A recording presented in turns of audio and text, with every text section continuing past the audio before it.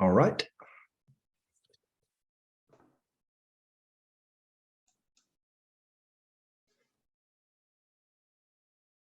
All right, most of you here know the routine. This is the Agency and Responsibility Research Group. Tonight is a little bit of a break from the way we normally do this, so I'm very thankful that people were able to show up. Most of you already know we have this early career research workshop that I've tried to help some people put together for the last couple months, and this is the first sort of time that people from that group have shared the stuff they're working on with the group more broadly. That's the way tonight's going to be structured. So there'll be a talk that, as a result, they'll be a little bit shorter. The talks will be shorter. The Q&A, hopefully there'll be enough Q&A, but the talks will be roughly 30 minutes. The Q&A is supposed to be roughly 30 minutes. So Kristen Mickelson will give her talk, Free Will and Determinism, Can We Make Progress Without a Paradigm Shift? She'll do that first, and then we'll do the Q&A, and then we'll probably take just a couple minute breaks so people can like whatever they need to do between one thing and the next, and then we'll meet back, and Daniel Coren will give his talk, A New Straussonian Semi-Compatibilism. So that's the plan. I don't need to tell you the goal. I think nearly everybody here already is aware of what this group is and what we're trying to do, both the group more generally, ARRG, and also the ECR workshop. I will just remind everybody of some of the upcoming events, because we've got a little bit more in terms of we've settled on some dates and times that were up in the air before. So Michael McKenna is going to give his talk next month on the 17th at 7. There's a book symposium. Andrei Bukharev did this whole thing, so I had quite literally nothing to do with this, other than I'll make this the way of facilitating that happening. But I'm very excited. He put together what I take to be a great all-star cast. I will note this: the 2 p.m. and no, it is on a Saturday, I think.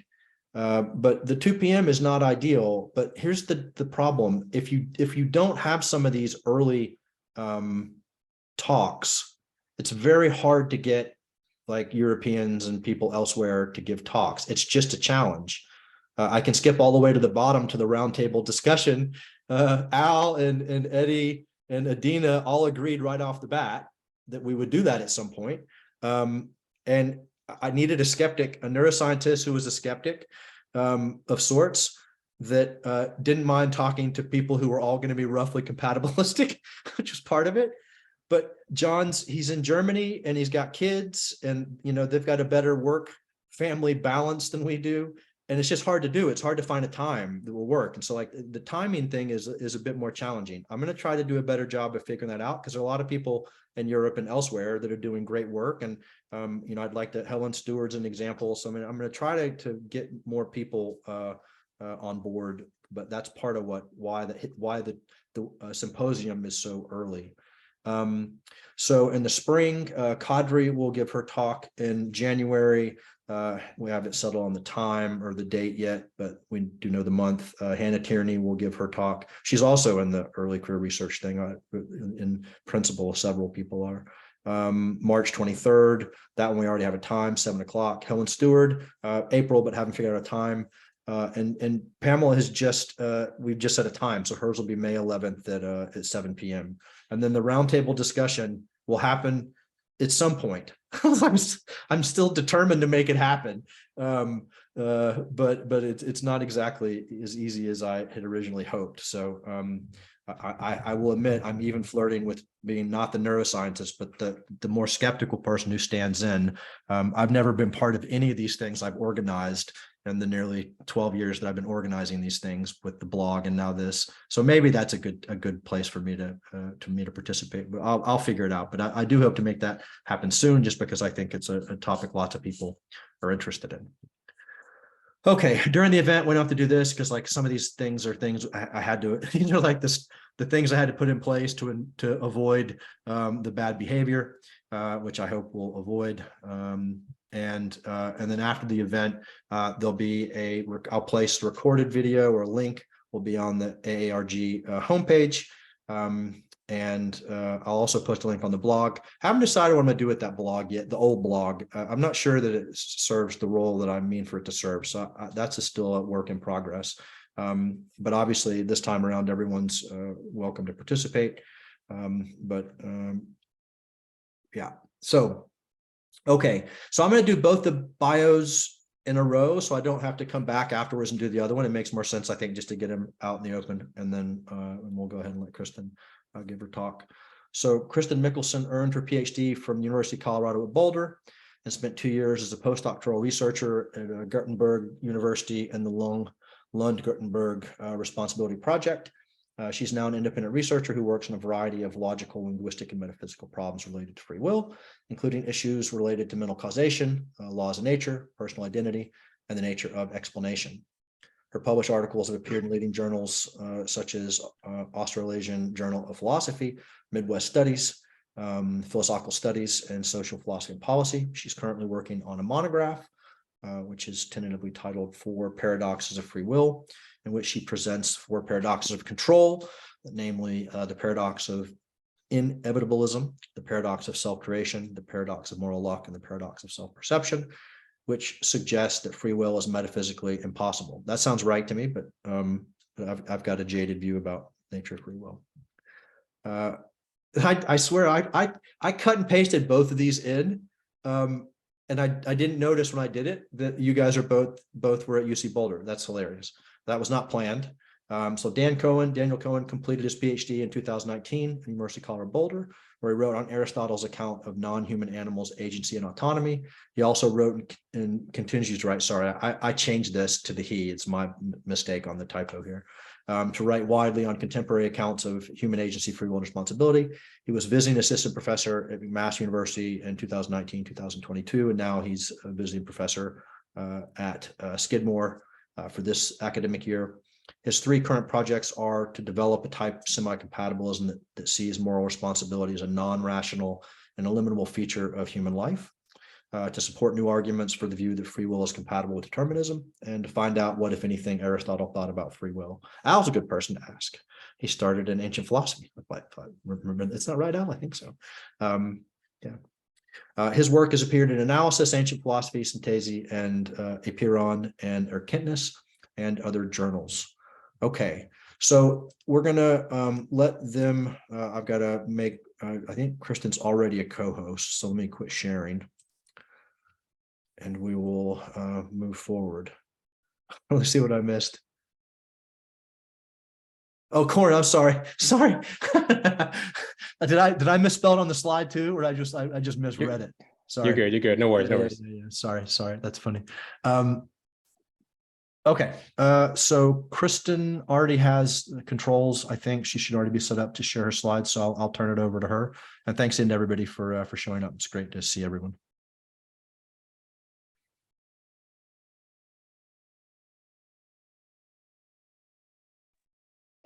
Okay, thanks very much, Thomas, for letting me. Now I can't see it.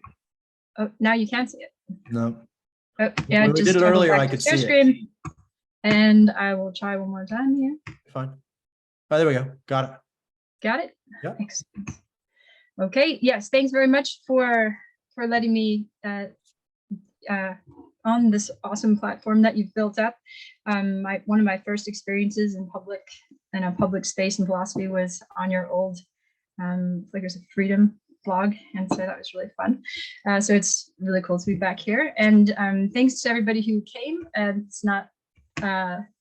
It's not always the most exciting thing to do with your night, to come to listen to a hobby philosopher talk about their research, but I really appreciate your coming. My talk tonight is on the current state of the free will debate. It has to do a bit with jargon, and I'm really sorry about that. That will be part of the beginning of the talk. It'll be a lot of it. But one of the reasons I want to focus on jargon is because I think it's impeding our ability to talk about the actual positions in the debate. And since we can't talk about the actual positions in the debate, we can't really find the dialectical divides that are of most interest. And we're also seeing people overlook connections between literature. So we're dealing with the problem of moral luck in one literature, problem of free will and determinism in another literature. I think this is unnecessary and arguably misguided. So this will be framed as a talk about a paradigm shift. So I'll try to push that towards the end. I'm not leaning on anything really hardcore Kuhnian here. It's just a generic understanding of a paradigm, where a paradigm has certain background assumptions, certain basic methodologies that everyone in the paradigm uses and takes for granted. And so what we're going to start with is a look at where we've been and then where we maybe should be going. So yeah, so the basic jargon of the free will debate is kind of interesting because it's focused not so much on free will itself, but the relationship between free will and determinism. So I think to start out, I just want to bring us back to the problem of free will. So I think this is where our focus should fundamentally be. And this problem, I think, can break down into two little problems: the existential problem, which is basically, does free will exist? Are we free? And then doing the work of figuring out what free will is, what are its necessary conditions, so we can figure out what would be required of the universe or required by us to satisfy the conditions on free will. So when it comes to this question, this is a basic yes or no answer. You can give those yes or no answers any names you like. The names I happen to like are Joe Campbell's free willism and denialism. I like denialism better than skepticism just because it gets rid of that epistemic component that's associated with that term. Okay, so that's pretty simple. But of course, here the little box under the free will term means we don't really know what free will is yet. So we're answering yes or no. We have those named views, but that doesn't give you content to, it doesn't sort of solve the conceptual problem of free will. But set that aside for a moment. We'll just see what the positions are in the current debate. So you have the free willism side, you have the denialism side. And it used to be that if you were a free willist, you were a free willist of a particular sort. You were a libertarian, or you were a soft determinist. A libertarian said we are free and determinism is false. The soft determinist said we are free, determinism is true. The denialist said determinism is true, but that means we don't have free will. And then there's this view that nobody really named, but it's obviously there, should be there on the map. Hard indeterminism, the view that indeterminism is true, and because of that, we don't have free will. So around the 1960s, the shift started happening where people didn't talk about themselves as taking views directly to the problem of free will. They backed off. They didn't want to talk about whether determinism is true or not. They wanted to talk about the relationship between these concepts of determinism and free will.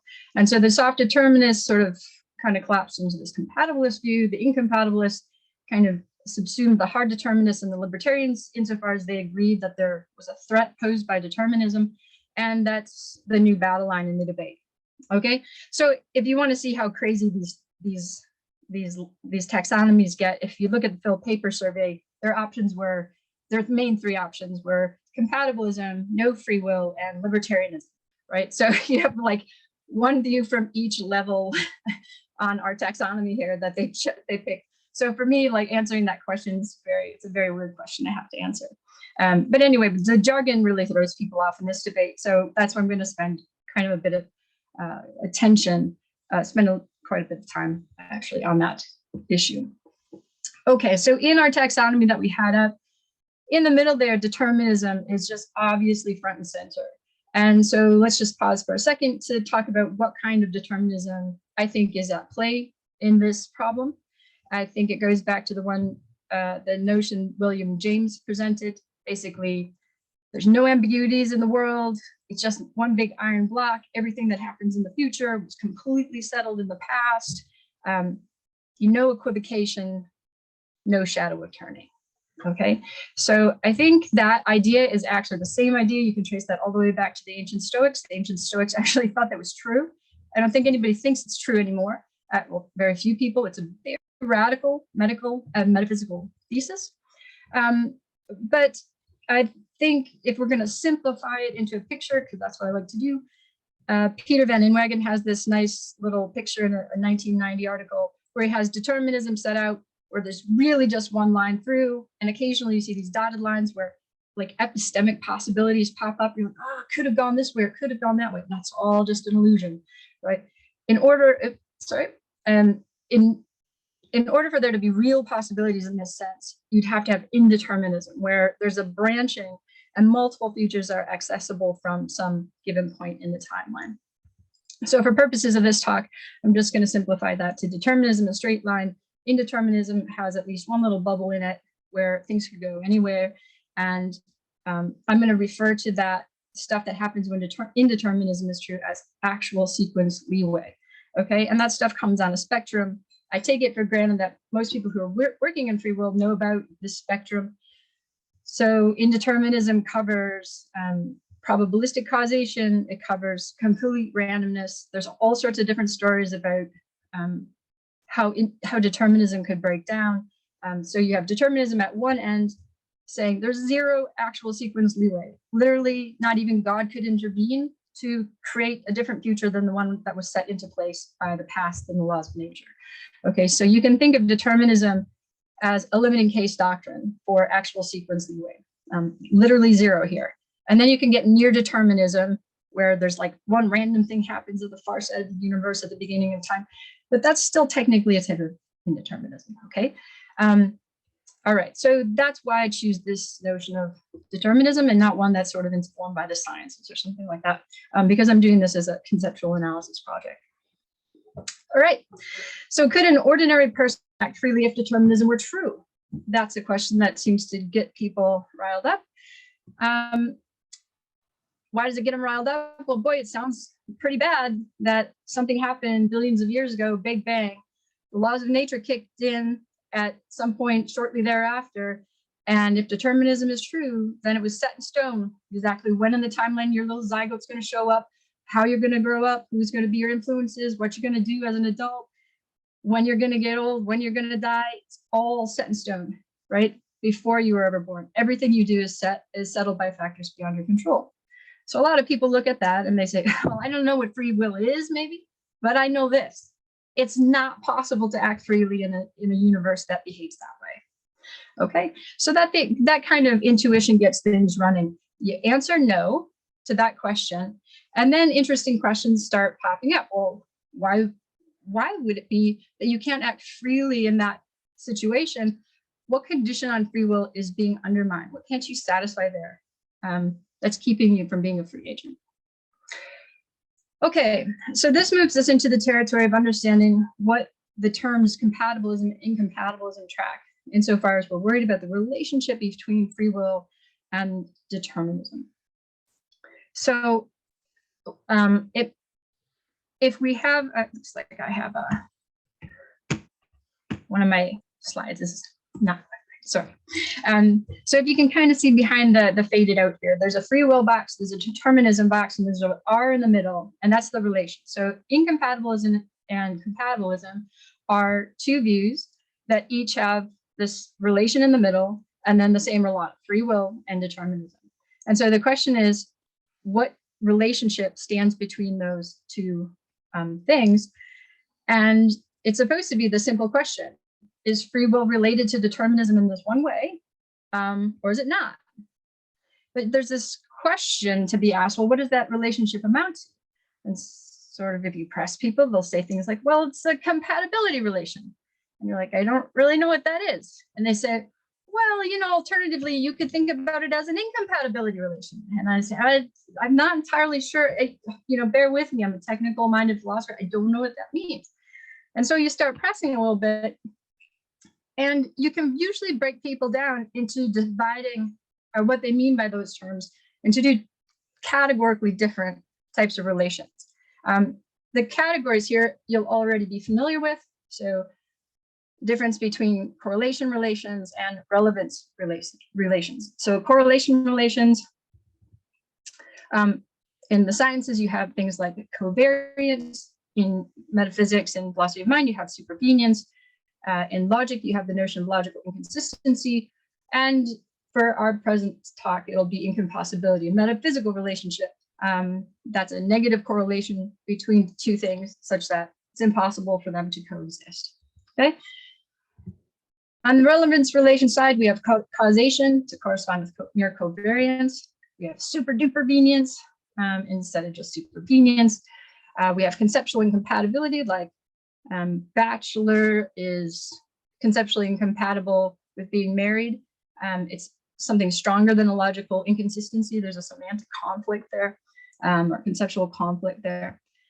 And getting closer to the counterparts of incompossibility, you'll see because operators. There's a lot of interesting work being done on that in logic.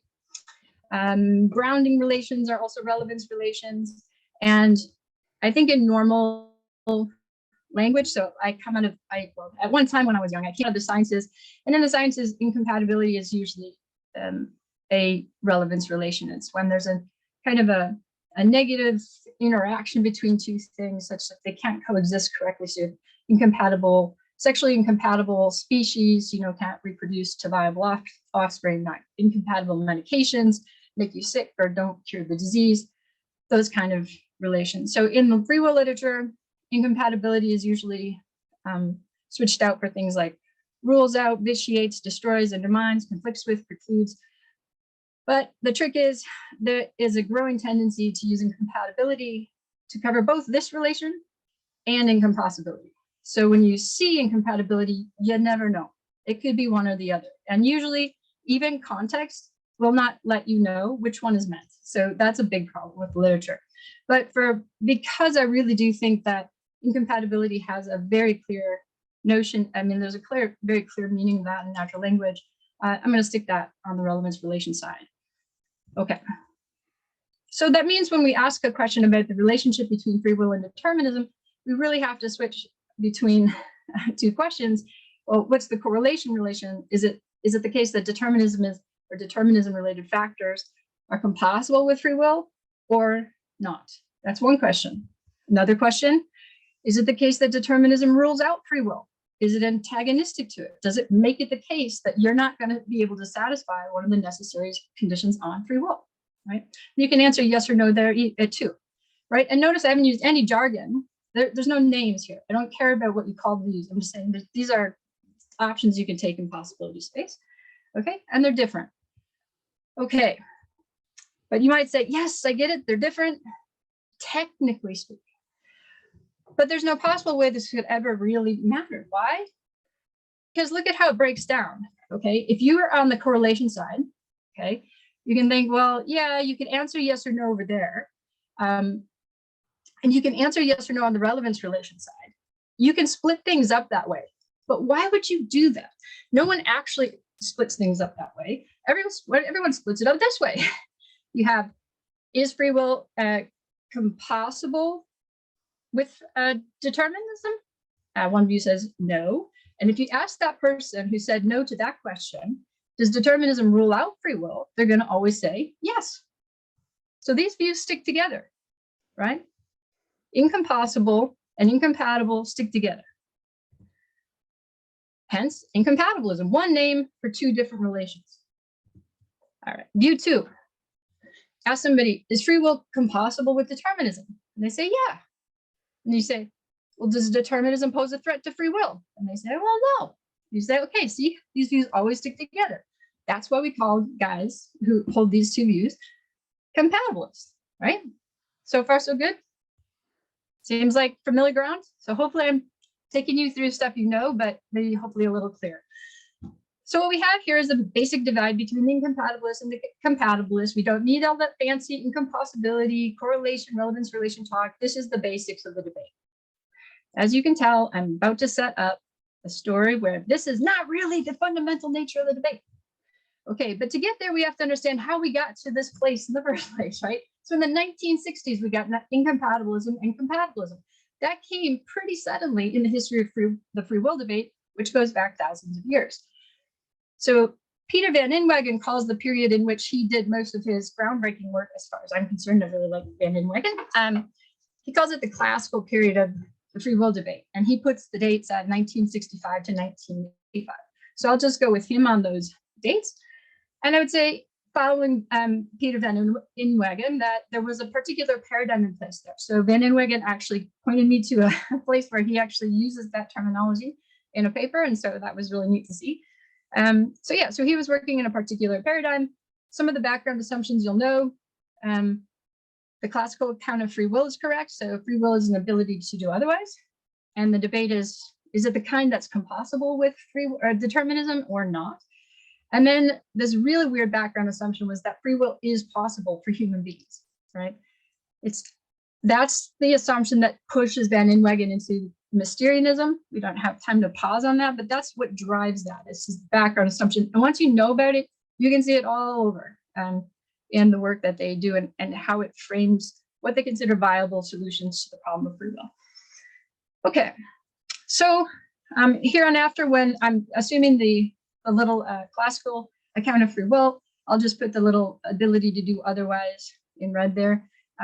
I'll just add that to know that that's the concept that we're plugging in. That's the one we're caring about when we're in the classical mode. Okay, so that guy there.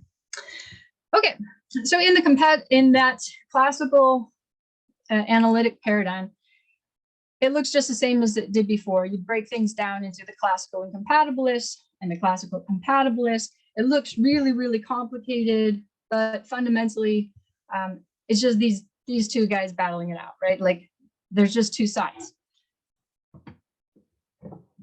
Okay. Then things started to go bad for CAP. Started to go bad at first because of the examples that Frankfurt developed against PAP and the ability to do otherwise account of free will. And so this attack on those parts of CAP started making people think, well, maybe we could do better. We need to have a better way of talking so that we're not begging the question against people who don't think that the classical account of free will is correct. And that's where Pereboom came in, not that he was the only one, but he was a major person here. He said, hey, let's just fix the referent of free will by saying it's the kind of control you have if you're going to have basic desert moral responsibility. And isn't that kind of what we care about anyway? Like, isn't that why we're talking about free will most of the time? Personally, I'm a control freak, so I care about autonomy, not responsibility, but I get the point, okay? Much easier to get my intuitions going about moral responsibility than anything else, okay? And so this was a great move because it was sufficiently open-ended that it allowed for debate about what free will is, but sufficiently narrow to keep us talking about one thing and making sure that we didn't just start talking past each other because we had so many different views about what the term free will means. Okay, so then this neoclassical narrative emerges, says, if you pick up like any intro book, they'll tell you the big shift that happened after Pereboom and Frankfurt was that you'd have this openness where determinism poses a threat to one's freedom, relevant ability to do otherwise. And there's other people who think that determinism precludes one's being the freedom relevant source of their actions. And sometimes you'll see people like Robert Kane being identified as like a hybrid theorist and kind of nest these conditions together in certain ways. But it's still this idea of determinism is the threat. We're just a little more open about what it's a threat to. Okay, in this neoclassical mode, other things started to happen. CAP started breaking down in other ways. The anthropocentric possibilism assumption also was rejected. So Dirk Pereboom, for example, is a hard incompatibilist. He doesn't think that we can possibly be free. He thinks free will is possible, but we're not the kind of beings that could have it. Okay, so we have this new version of the classical story emerging, where it's still determinism related to free will, just a little more flexibility in what free will is. Okay, so it's a little bit more complicated of a picture, but it's one that I think everybody's probably familiar with. So I won't spend time going into detail there. And again, here we have this complicated picture where you can break apart the incompossibility relation and the incompatibility relation. But at the end of the day, it's really just the two views. They have to go at it. The incompossibility and compatibility stuff doesn't matter. The views don't come apart in those ways. Okay. But things are getting more interesting. There's not just two views. A lot of times we talk as though there are only two views, and the person that has the third view just kind of gets shut out of the conversation. So on the standard view that we've just been covering, there's a dividing line between the top guys and the bottom guys. But it doesn't take into account some people have this view. Some people say, no, I don't think free will is compossible with determinism, but I don't think determinism undermines free will. I think there's something else is doing, right? That there's no place for this view in the contemporary, like neoclassical taxonomy. So it just kind of gets like sidelined or subsumed under incompatibilism. But that's a little bit strange of a thing to do, because now what are you going to do? You're going to accept incompatibilists who reject incompatibility? Well, that's the relation that the view took its name from. That's not a very palatable option. Compatibilists who reject compossibility, from talking to people, that seems even more absurd to most people I've talked to. And of course, you got to pick. You got to put view 3 one way or the one place or the other if you're going to be on this view, because you can't let compatibilists, incompatibilists on the board, right? It's a contradiction in terms. So how are you going to get view 3? How are you going to let a guy with view 3 put his piece on the playing? Right? What are we gonna do with him? Okay. And I swear to God, I'm not just doing this to be difficult. Okay, I'm not trying to just, I really think this is important to get the debate right. So please bear with me just a little bit longer. Okay.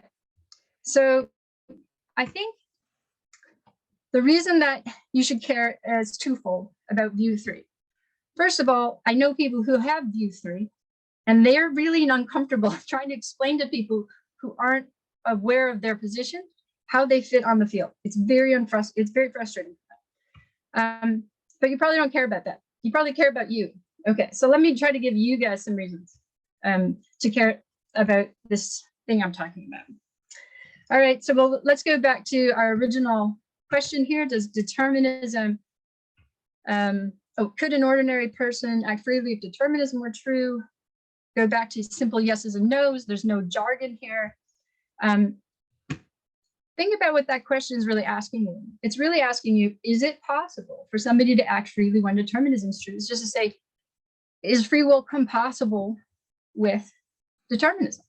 You're not having the intuition about some very complex thing about what of all the factors that you're exposed to in the world are doing the free will undermining. You don't even have a count of free will to tell you what conditions being undermined. So when you're giving this intuition, what you're really doing is just reporting an incompossibility intuition or a compossibility intuition, right? So that means that we can split up that question where we get yeses and nos. It's a very interesting question, don't get me wrong. For example, it's an interesting question for this reason. Based on that divide, you're going to have a disagreement about what is required of a good account of free will. The guys who say no are going to say there's going to be at least one condition on my list of necessary conditions for what free will is that cannot be satisfied when determinism is true. Of course, the guys who answered yes, they're going to think that's crazy. There's no such desideratum on an account of free will. And that's going to be a common ground issue, right? There's going to be an opportunity for intuitive stalemates to build up there unless we can get some leverage from outside of that little debate between the two. Okay, but once you answer no, you're not done. The question, why is free will impossible when determinism is true, is something that falls on you. There's a burden of proof there. You need to tell me what condition goes unsatisfied. And you need to tell me what does it. You can tell me it's the classical account, there's this ability to do otherwise. It can't be satisfied when determinism is true. It's a source condition. Eric Barnes has this interesting thing about its creativity condition. There's a lot of different options, but you have to plug something in so that everyone can see that you have a rational account of what of why things are incompossible. You don't want to just say it's a brute fact, right? My intuitions are tracking the brute fact that there's no free will when determinism is true, right? So it doesn't really matter what you answer, you just have to give an answer in order to complete the task that's upon you if you answered no to that initial question. Now, earlier I said it's the standard right now, this new classical narrative says, well, we already know what the answer to E2 is. It's the determinism. It's the determinism factors like causal determinism, deterministic relations. You flesh out that story a little bit, but that's the basic answer. The only thing up for grabs is what the answer to E1 is, right? What condition is being undermined. But our view 3 guy, this is where he comes in. That's not what he thinks. But to help us put his view on the board, let's just borrow some types of luck that come in from the moral luck literature. Okay, so to start with, let this little blue square be a time slice of the universe. And it's just like all the stuff that exists. So part of the thing, you know, of all the things that exist in the time slice, there you are. And so we can divide, following Nagel, between constitutive luck, the stuff that's factors beyond your control from the skin in, and factors that are outside of you that you don't have control over. We'll call that circumstantial luck. Okay, circumstances, which are factors beyond your control. Then those little time slices fit together by the glue that is causation. I'm not going down into the morass of causation today, don't worry. But generally speaking, that stuff, the glue stuff, you don't have any control over that. Well, those are another type of factor beyond your control. That's causal luck. Okay, so between those 3, you pretty much have the territory carved up in mutually exclusive and collectively exhaustive classes. This is a little bit of a play on Nagel. This is a little bit more analytic. Okay. Going back to our correlation and explanation problems then, what we actually have is a more complicated situation than the neoclassical or the classical philosophers would let you talk about. So they said causal luck solution to E2 is taken for granted. The only open option there is E1. They just take it for granted. Everybody says yes. But some people say no. Who says no? Galen Strawson says no. Neil Levy says no. In my view, Thomas Nagel says no. That's view 3. Okay. So yeah, you have these guys, we used to call them incompatibilists. I mean, that's what the term was coined to name, these causal luck incompossibilists. But they're not the only game in town anymore. Okay. So you can have a circumstantial luck solution. I really don't think anybody has one that I know of, but you could go that way. But of course, you don't have to go that way. And that leads to another type of view 3. You could be a constitutive luck solution theorist. That's our Neil Levy's, that's our Galen Strawson's, that's our Thomas Nagels, right? So, right. So yeah, sorry, his name didn't come up, but then we can have a hybrid solution. Those I think are more common. In some of the articles I have published, there's some people who do the hybrid option, and I give names of those too. So they're there. So what we have here is a much more complicated picture, right? It's not just 2 guys battling 2 guys. There's like a bunch of different yeses and nos. They're all really interesting questions. And at the end of the day, it's not just that these guys each have interesting things to say, but if you're a compossibilist, you're going to want to hear why these guys don't think the other one's right. Because if none of them are right, all the better for your compossibilist position, right? You really want to hear the outcome of their debate because you want to be able to fight back to the best incompossibilist that's out there. And boy, you know, with all the infighting on their team, the compossibilists look like they're going to have some time to wait before they have to give up on their compossibilist account of free will. All right, so I just think this is better than lumping those guys all under this incompatibilist heading where anybody who answered anything in that vicinity just gets labeled an incompatibilist. Okay. All right. I didn't pay attention to when we started, Thomas. I really wanted to. What time? How much time do I have?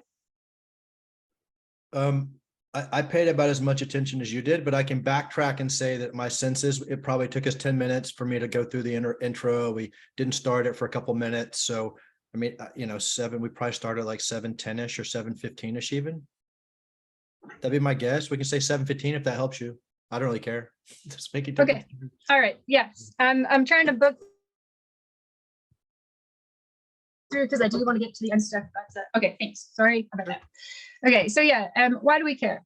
Well, most of you probably don't care about the taxonomies and you don't really care about jargon, but you do care about the arguments. Okay. So let's look at how this stuff applies to the arguments to maybe help you get a little bit clearer on what is being said about the major arguments out there. Okay. So before we talk about the consequence argument, I just want to point out something that's structural about the problem of determinism as I've characterized it.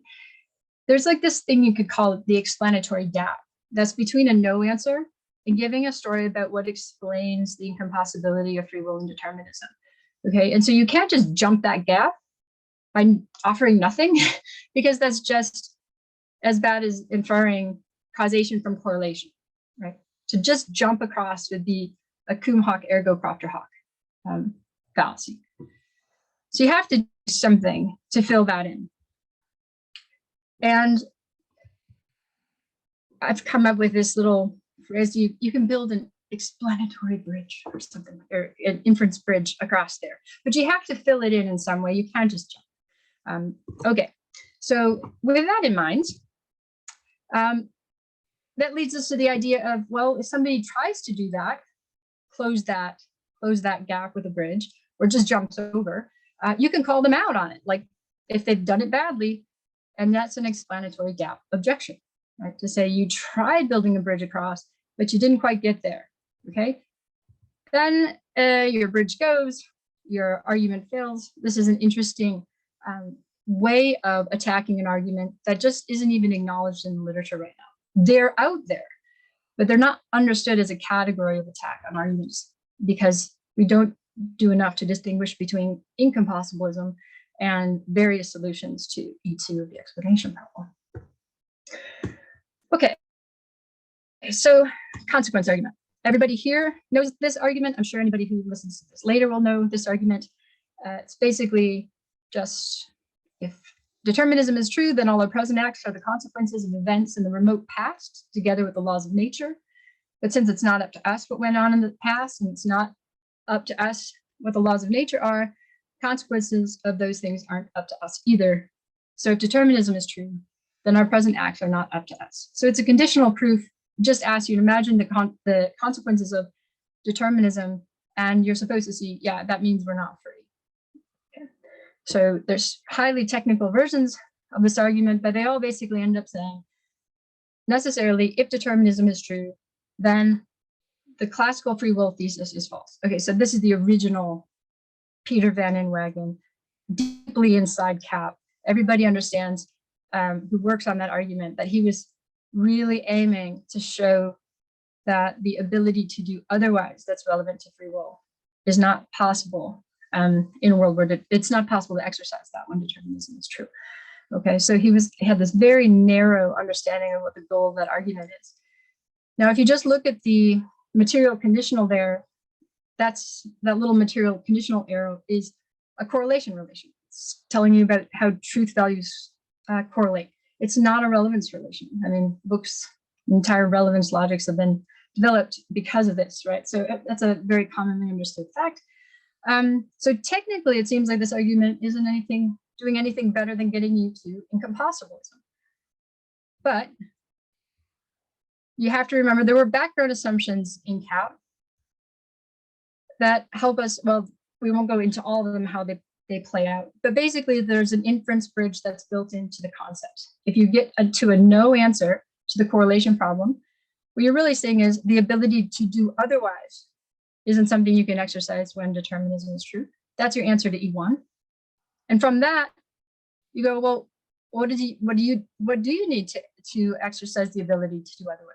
Well, it requires that there's some breakdown of determinism. There has to be some sort of actual sequence leeway in the world of just the sort that determinism precludes. So there's your causal Lux solution. Okay. So in CAP, in the classical analytic paradigm, all you have to do is establish incompatibilism, and you get incompatibilism for free. So when Peter Van Inwagen or Keith Lair are talking about incompatibilism, they really had no reason to care about the distinction between these two problems, because you really did get a free lunch, right? It becomes an analytic truth that that free will is incompatible with determinism once you accept that no answer to the correlation problem. Okay, so I call that the classical bridge inference. Now, the problem with the classical bridge inference is that it's not available to anybody outside of CAP, right? So if you're not in cap with Van Inwagen, you can't use this little trick to get across that gap. So if you take the consequence out of cap, a consequence argument out of cap, and just run it on its own without the background assumptions, you don't get a solution to E1. And you sure don't get a causal X solution to E2. Okay. There was nothing to bridge that gap there, right? The explanatory gap's not filled. There's an explanatory gap objection to the argument. If you rip the consequence argument out of its original paradigm and just throw it into abstract space, that is not an argument for incompatibilism in the sense that it's the term incompatibilism was, is etymologically related. Okay, so just summing up here, the consequence style arguments, just because this isn't where I want to spend a ton of time, but the idea is that there is this classical version of the consequence argument that has to be distinguished from the neoclassical, or like just sort of taken out of all context consequence argument. The original one, Peter Van Inwagen was fairly saying is an argument for incompatibilism, as he used that term, but the new one's not. And how do you recognize that there's explanatory gap objections in the literature? Well, one place to go, I suggest, is the literature that came out of Joe Campbell's no passage objection to the consequence argument. He basically is saying, boy, if you look at this argument, it doesn't seem like it tells us whether it's constitutive luck or causal luck or something else. That's strange. And I would say that's an explanatory gap objection. Now, the interesting reason to bring that up here is Joe shouldn't have levered that against the original consequence argument. The original consequence argument is invulnerable to that. But that objection does start getting some purchase if you're dealing with the consequence argument without the full cap picture baggage. So one reason to be interested in explanatory gap objections. Okay, but my love is manipulation arguments. So these taught me more than anything else. So I'm going to focus the rest of the time on these. Again, these arguments are so famous now that surely you've heard the details of them a million times. The 4 case argument starts off with a story where a bunch of neuroscientists press some buttons and they manage to manipulate the brain of this guy through covert, like, radio wave signals and get him to do their bidding. You're supposed to hear the story, think about how this person has been manipulated and think, boy, that person can't possibly be free. And then once the hook is set, Dirk Pereboom reels you in by giving you these multiple cases where just tiny little details are changed. And by the time he's done with you, he's brought you up to a normal determinism case, and you haven't been able to find any difference between that manipulation case and the determinism case. So that means if you're a compatibilist or compossibilist, you're in trouble, because it seems now that you've agreed that free will is not possible when determinism is true. Okay, so there's a lot of details being left out, sorry, but that's roughly the story there. Okay, so the structure of the argument is fairly simple, actually. You start with a counterexample. And if you get that part done, where it's like, okay, the manipulation victim, to make the argument work, has to satisfy all of the known compossibilist accounts of free will. So if you get past that step, that's going to be the tricky step. You can start that generalization process. And then after that, or maybe kind of mixed up with it in practice, but in principle separated from it, you can start explaining why it's not possible to act freely when determinism is true. So there's 3 components there that are in the 4 case argument. And the explanation step in the 4 case argument is actually pretty modest. Really all that is offered is a hypothesis about what explains the lack of free will. And it just turns out that hypothesis survives the generalization step. It doesn't really go into advanced deductive reasoning. Okay, so for Dirk Pereboom, how do you get across that gap? You build the best explanation inference bridge. Okay, And so it's a kind of a weak one that he builds, but he does try. Okay, now without hearing what you've heard me say, if you were to just pick up a book on manipulation arguments or an article, this is what you would get. You would be told that the four-case argument is an instance of the manipulation argument template. The manipulation argument template is pretty simple. It just has these two premises and a conclusion. So the first one is just the manipulation victim lacks free will. That's supposed to be intuitively true. And if you don't like that, you can give a hardline reply, stop the argument in its tracks, and you're done. If you don't feel like that's a fair response, then you have to go deal with the generalization premise, which basically says that, well, if you agree that the victim lacks free will, then you're going to have to agree that no one lacks free will when determinism is true. And if you don't like that one, you can give a soft line reply. And if you can't give a soft line reply, then you're done. But let's just take a little bit closer look at what the generalization premise says.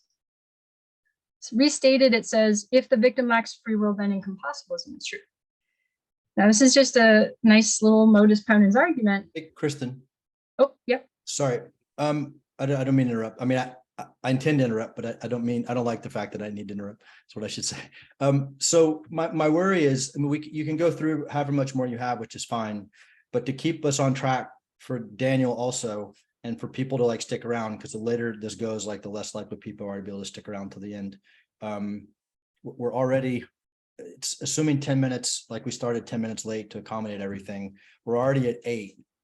And like for you to have like Q&A and it not like push us way late, like any amount you do more than this already is going to be time where like there's just not much time. So okay. if you want to get feedback on what you've already done, that's fine. Or if you want to get feedback on when you're getting ready to do, that's also okay. Okay. Yeah, I just missed. I did not think through the numbers you threw at me, and I must have. I thought I had a little bit more time based on the number that I was shooting for. But okay. I will just go through the last couple. Okay. I have like a couple slides, and then I'll open it up.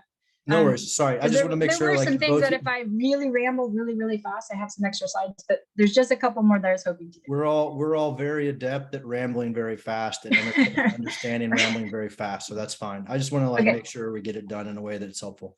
Sorry. Yes. Sorry. Yeah. So just a couple more here, just to kind of have the ding on the manipulation arguments. And don't be sorry. You're good. You're fine. Thanks. Okay. Perfect. Sorry. Yeah. Okay. So I was basically just saying that the templates that were given in every handbook is an argument for incompossibilism, which is fine because manipulations are an argument for incompossibilism, but it's also not fine insofar as they're really not just arguments for incompossibilism. Okay, so if you were to see this as a summary in these terms, it would strike you, I think, as a little odd to say that this is a summary of Pereboom's argument, because this is not the conclusion of his argument, right? This argument leaves you wondering, well, why is incompossibilism true? But Dirk Pereboom answered that, right? He told us why. He told us why using a best explanation argument. And so that whole part of the argument is just dropped out. Why? Partly because we're using jargon in a way that's not tracking the major positions in the debate. So if you want to do right by Pereboom's argument, I think you go back to the setup that I had at the beginning. There's these 3 components, and you have hardline replies, you have softline replies, and you have al dente replies. A little hard because I didn't really want that conclusion, but soft, yeah, because I do admit that it had some pull on me. But it's something that would be interesting to add insofar as Al Millie's here. He gave an al dente reply to the forward case argument. I've given an al dente reply to Al's original Zyode argument. So these arguments are out there. They just don't have a name, and so people don't know quite what to do with them. So the jargon not only makes us track the structure of these important arguments badly, but also makes it harder for us to engage with each other and find weak spots in the argument. So yeah, so those are there. Could talk about those. But I would, just to close, I do have this in print, so I don't really need to do it here. But the bigger struggle for the manipulation argument is that current versions of the argument stop for no good reason. There's no good reason that those arguments shouldn't be considered an argument for incompossibilism or impossibilism, and not just incompossibilism. Because in order to stop that generalization argument from running through not just determinism, but also all the indeterminism area, you're going to have to give me a libertarian account of free will that shows there's a principal difference, right, between the manipulation case and the indeterminism case. And so it really is a double-edged sword for the libertarian. They really need to be careful because this argument can come back and bite them. And we'll just go. So there were some key things there. But there's a whole thing that can be done with looking at the manipulation argument as an argument for impossibilism that sets it up as a paradox of indeterminism. Instead of just seeing it as a problem of determinism, you can say, well, there's an equal threat to libertarian accounts of free will but posed by this argument. And so the idea is, well, the indeterminism doesn't help. And by normal abductive reasoning, that should mean the determinism doesn't hurt.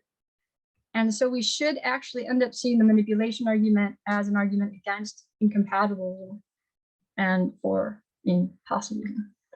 And so I'll leave it there. And thanks for listening. Good. Sorry, I hate to rush you at the end. I just want to make sure like that you get enough time to get like some feedback. Otherwise, no, I do. I want to hear more than I do want to get my stuff out. So thanks. Sorry. Yeah, don't be sorry. You're fine. Okay, so let me so unshare for now. Well, maybe actually let's not unshare because people may have questions. They want you to use the slides.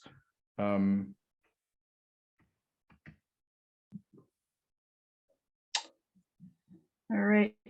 We'll Is that just too much? Everyone's kind of shy. Sorry.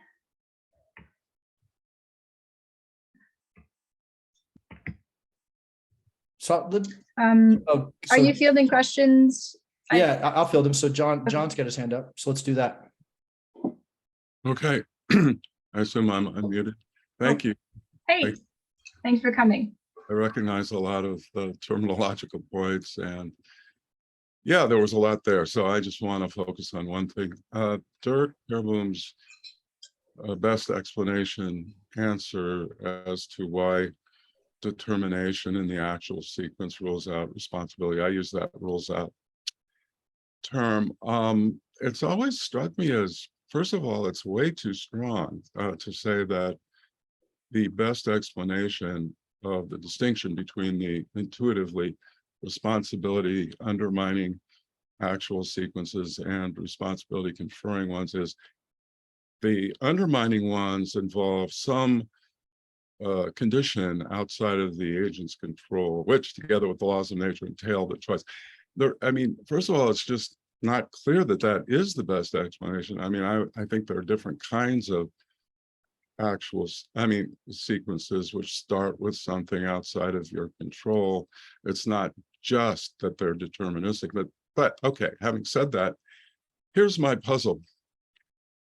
I mean, it doesn't seem like much of an argument, if it's an argument at all, because the thesis of determinism, what is it? Let's say whatever else it is it entails, for every choice I make or action, for every choice I make, there's some condition in the past, perhaps the remote past, which together with the laws entail my choice. That's what determinism is. Now you ask, why does that rule out responsibility? Some people say because it rules out freedom to do otherwise. Dirk doesn't think that because he accepts the Frankfurt cases in his. So now what he says is the reason is the source is external to the agent.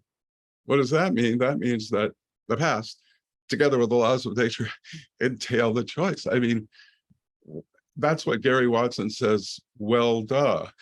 I mean, yeah, well, duh, that's the whole point, that some condition in the past, together with the laws of nature, entails my choice. Now, of course, it's out of my control if it's in the remote past, but why is this adding anything at all? That's my question. I mean, I should ask Dirk that, but you know, I should just say, tooting my own horn, that in my first article in the Journal of Philosophy, Responsibility and Control, I mapped out this source incompatibilism possibility. I didn't give it that name. I think Michael McKenna gave it the name. But the last sentence was basically, okay, we have to look at the actual sequence and to code the information and see if some factor in a deterministic actual sequence rules out responsibility. And again, I've been thinking about it for 50 years and I didn't come up with a factor like that. But if you just say the factor is that some past fact together with the laws entail the choice, or, you know, that's no argument at all. It seems like it's begging the question. Okay, that's my deal. Boy, yeah, I wish Dirk were here. So I guess I agree with the criticism that Al made against that argument as far as the weakness of the best explanation argument. I don't know that I would be I don't know that I'd be entirely uncharitable if I said it's a stretch to call that a best explanation argument, what he's doing there. Considering he just floats a hypothesis, then runs a slippery slope generalization argument to a place that there's no reason to stop the argument where he stops it. He didn't even use the generalization strategy well enough to test the hypothesis. And he surely could have gone in and used a standard abductive argument where he would have made the normal moves where you take you have a dependent variable, free, unfree as values. You have an independent variable, how much actual sequence leeways in the world, and then you go through, well, the determinism, corresponds with a no or a no free will value for the dependent variable. Change it to indeterminism. Does that help? Doesn't seem like it. No value of indeterminism helps. Well, if that's the case, then if no changing of the value of the independent variable changes that dependent variable from unfree to free, then you have reason to think that causal determinism is completely irrelevant to free will. Let me just so say, the fact that he stopped that argument at an arbitrary place and was just like, oh, let's start the explanation now.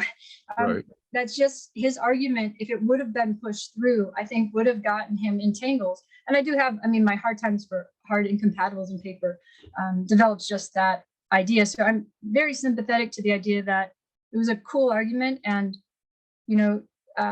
Peter Van Inwagen doesn't get credited with it, but he runs a slippery slope argument from an indeterminism case, against libertarian accounts in his 1983 book. So it's an interesting strategy, but I think proper abductive reasoning, if you apply it within the context of the four case argument, doesn't get Dirk the conclusion he wants. Okay, I just It's want to the say, opposite. then I'll let other people I agree talk. with you. Yeah. I'll let other people talk, but I do want to say I agree with Al Mealy's critique of Dirk's offering of this as the best explanation. And I didn't quite get Dirk's attempt to answer Al. So I do agree with Al, but just simply put, it just seems like it's no answer at all. I mean, I don't know why am I wrong about this, but it's just reiterating determinism. That's what he's saying. He's saying, what's the reason determinism rules out acting freely? Well, it's because some. Okay, yeah. So maybe that's so I guess I would say on Dirk's behalf then he doesn't have to accept that, because if you look for an answer to that question in like his 2001 book and 2014 book, I think it's a little weaker in the 2014 book, but he does think that if you were an agent cause of a certain sort, then you would have what it takes to satisfy the source condition on free will. So if you take that source condition solution that he offers and unpack it as an agent causalist libertarian view, he's still answering that part of the explanation problem. It's not satisfying to some because we don't get to satisfy that condition. But he doesn't just say it's the causal determination. He's not trying to just say something about determinism in a solution to what condition is being undermined. Like, it's not like sourcehood has no content in his view, and then you just find determinism when you go looking, through the concept. I think you find agent causation there. It's just that on his view, we can't satisfy that condition. And that gets him into trouble, right? So you're right to push there, I think, because it gets him into trouble because fundamentally the reasons that he thinks we can't be agent causes seem to have to do with us being sort of ordinary humans instead of superhumans, in which case that's the reason we're not free. It has nothing to do with the determinism. Determinism would only get you in trouble if you were the kind of being who could agent cause things. And we're not even in the category, right? So the example I use is a cat doing calculus, right? A cat sitting in a room with a calculus quiz and me sitting in a room with calculus quiz. Neither one of us are going to do anything useful with that quiz. I don't know calculus. But there's a different reason that I fail the test. And when you compare me to the cat. And I think Pereboom has that problem. Given what he says sourcehood amounts to, or what is required to have sourcehood, he gets us out of the running before you even start asking questions about determinism. So there's all sorts of problems that are buried in his account. But like I say, it's the reason that we're not seeing those is we don't have a clear enough understanding of the dialectic to dig deep in those places and that expose the weaknesses. Not to say that he doesn't have a response, but I just don't think he's been asked those questions in a pointed way yet. So hopefully, it just sounds like I'm agreeing with you, but maybe giving Dirk a little bit more, to say in response to that is just begging the question. I don't think I'd pin that on. So we'll do Neil's question, and that'll unfortunately have to be the last one, so we can transition to the next thing. But so Neil, yes, you're up. How are you? Great. Hey Thomas. Hey, I haven't seen you in a bit, man. Good to see you. Yeah, it's good to see everybody. I think this is quick. I think it's just a comment or suggestion. I mean, I think it strikes me that you're right about the terminological mess inadvertently covering up positions in logical space.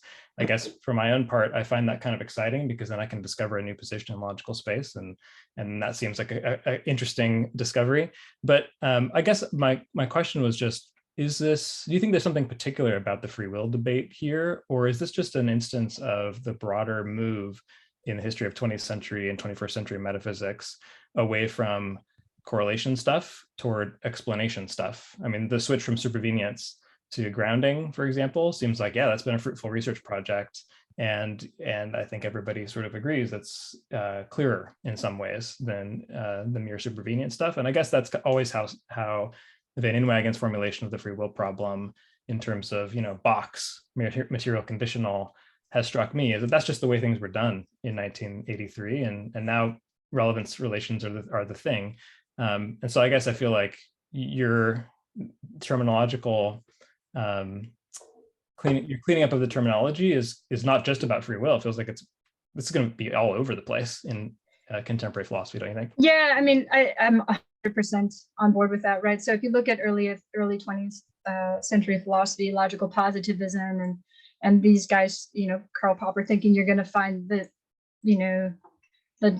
use deduction to capture the scientific method. They really had this passion for deductive logic as the gold standard.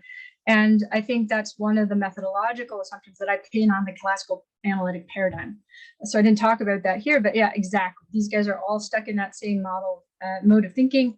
And I think we are seeing a lot of problems arise from just using that methodology narrowly. I think it's a great method to use in appropriate places. But I think abductive reasoning has way more to give us in philosophy, just like it does in the sciences. We're just not used to using it as a tool.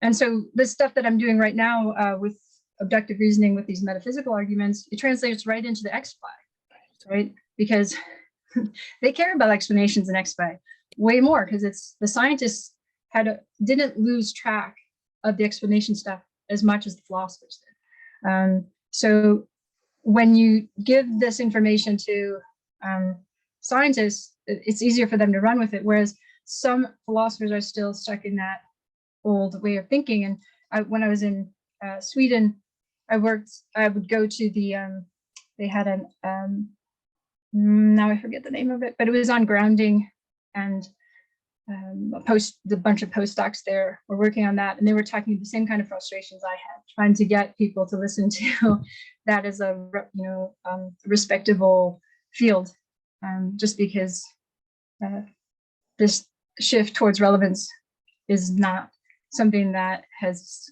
been widely accepted really quickly. It's been a decade and we're still hitting walls trying to do this, but I do think it's general spread. It's across the board in philosophy, and I don't think it's going away anytime soon, or I hope not anyway. But thanks, Neil. The irony is, Neil, is that what you'll get are people running into the corners of the now opened up conceptual space to find the things that are least plausible but least defended, and then making careers defending that. And if that doesn't sound like the free will debate, then we already have.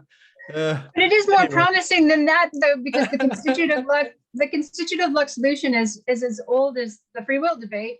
And like Florian Kova has a cool paper that's the X5 thing, where he's taking some of this new stuff and showing like how it could be incorporated in the X5 literature, to show that we haven't even started looking at rigorously the constitutive luck position. That one has just been ignored. So considering there's 3 paradoxes that all seem to point to the same like the same paradox of control, I think, and that it could be explained by constitutive luck, I think you'd be in pretty, I don't know, it's not rushing to the craziest view in town. No, by the way, that's no, you misunderstood totally. Oh, okay, I was trying to make a comical observation based on what Neil said about look at, and the nice thing is it opens up these spaces that were hidden by the language we used and the way and the rhetoric. And I was just saying, yeah, when you open it up, what'll happen? So now you see all these new things in the nooks and crannies. It was really just a joke about, I wasn't saying you should be in the nooks and crannies. It was just a way of saying that like, people think like, haha, I don't want to be a compatibilist. There are already people like John and Al are compatibilists. Like, why do I want to defend that? There are a million of people like that. Like, here's this new thing. It was just a joke about that, really. It was really just, I was really just being a smartass. In any event, but I absolutely share Neil's overall assessment about the value of looking at it in this way. So that part I agree with. I was really just making a sort of a comical observation. Okay, so we're going to switch over to Daniel. So thanks to Kristen, and thanks for the questions. I said originally we would take a break. Oh, so unshare your screen, Kristen, so I can get Daniel to share his. I said we would take a break, but I think if you need a break, you're better off just pausing your screen for a second and taking it, because I want to make sure we move along fast enough for Daniel to get through what he's got, and so we all have time to give him some feedback on top of it all. Okay, so I introduced Daniel earlier. Daniel Cohen, no, just kidding. Coren, I swear I must have like looked at that like 5 times to get that wrong. So I'll go ahead and hand it over to him. So I'll let him go for, whatever, 30-40 minutes, something like that, and then we'll pick up with some questions. All right, thanks so much. Yeah, thanks. Okay, yeah. So I am going to talk briefly about a new Strawsonian semi-compatibilism, or for short, our responsibility, catchier than that somewhat multisyllabic title. So there's me, there's my position, there's my contact, if I get in touch, there's some forking paths, there's some non-forking paths. I'll be focusing more on the non-forking paths in this talk. All right, so I'll begin with gratitude before freedom and resentment. So I just want to say, first of all, thanks, Thomas, for organizing ARRG, ECR workshop, and thank you all for participating and attending. Here's lots more engaging arguments about free will in the years to come. I want to say also thanks to ECR members. I gave a talk on a very different topic with far too much Calvin Hobbes, thanks to those on the slide here. And of course, Bill Watterson as well. I also want to say thanks to John, Thomas, all those who ran the prior blogs, The Garden of Forking Paths, Flickers of Freedom. and the blogs that paved the way, the groups that paved the way for ARRG. Maybe one day I will get a chance to contribute to the next group, but of course ARRG is just getting started here. All right, so long story short, here's what I will say. Brevity is the soul of this talk. The point here is that moral responsibility is here to stay as long as we are. By we, the first person plural is humanity. Determinism has very little, if anything, to do with moral responsibility. It's a rather bold claim. Here's how I'll support it. So 4 main things. Determinism is basic. It is non-rational. Excuse me. The moral responsibility concerns are basic. They are non-rational. They are immediate. They are in many ways distinct from determinism concerns. These operate in different spheres. And of course, the final sort of clinching reason here will be that those concerns are constitutive, not merely signs or practices. They are constitutive of moral responsibility. So I'll support a response-dependent conception there. Okay, well, I'll also acknowledge here my account does build on distinctions from plenty of excellent living philosophers, not just the ones on the slide here, but many others, not just the dead Aristotle, Plato, and Shantideva, and many others who I will never meet, but also the living who I hope to meet at some point. I won't read all the names here, but thank you for your work as well. Of course, I'll be building on that here. But principally, my story centers on Peter Strawson's paper, Freedom and Resentment, together with distinctions from my prior and in progress work. So I'm presenting a book manuscript in progress. Some parts are polished, some are not, some are published, some are not. So apologies in advance for the not so polished stuff. Thank you for bearing with me here. I want to start off with a kind of naive observation. Human action is a marvel.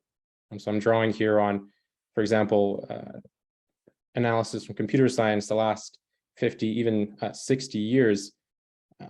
So I've got a paper and just sent these just this past year on this stuff. Basically, the idea is for any discrete decision, given a continuous range of input values, you cannot make it in a bounded length of time, which is a fancy way of saying we are never necessarily decisive. It is impressive that we do anything, basically. Another reason is, well, so by Aristotle's lights, a human decision is what separates us from seas, sticks, stones, starfish, children, and the rest of our world. When we decide, we desire, unlike plants. We are somehow not triggered by a perception of an object of pain, so flee, or pleasure, so pursue, unlike mere animals and children, nor are we impressed by the apparent contingency of the things we weigh, nor do reason and thought, unique as they are, merely contemplate. Instead, somehow, desire combines with perception and reason, causing movement of self, which I will now illustrate in a painfully cheesy way. Okay, that's necessary, that's okay. So our actions produce reactions. Our actions physically change our environments. Our actions cause psychological changes in agents, in the person performing the action themselves, satisfaction, guilt, pride, remorse, shame. Our actions sometimes produce special sorts of reactions that we call praise and blame.